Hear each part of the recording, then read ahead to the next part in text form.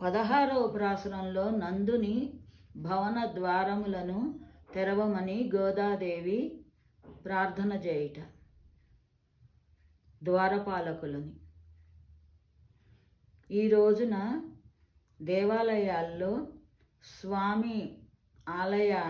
ద్వారానికి మామిడి తోరణాలు అలంకరణ చేస్తారు. ప్రాసురంలో భాగంగా నాయకుడగు నందగోప భువన రక్షకులారా, సుందరమణి ద్వారపు గడియ తీయరారా, అందమైన తోరణాల్ మెరియుచు ఉండగా, పొందికగా ధ్వజములు పైకెగురుచు ఉండగా, నాయకుడగు నందగోప భువన రక్షకులారా, సుందరమణి ద్వారపు గడియ తీయగరారా,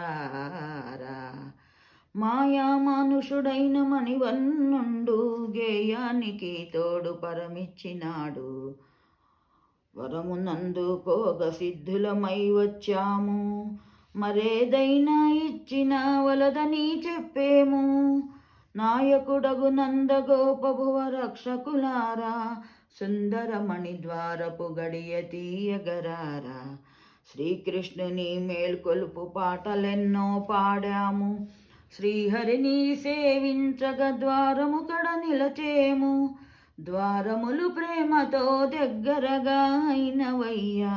మారు మాటాడక మముగా వరావయ్యా, నందగోపుకుడు భువన రక్షకులారా, సుందరమణి ద్వారపు గడియ తీయగరారా, గడియ తీసిన మరు గడియకేమవుతాము,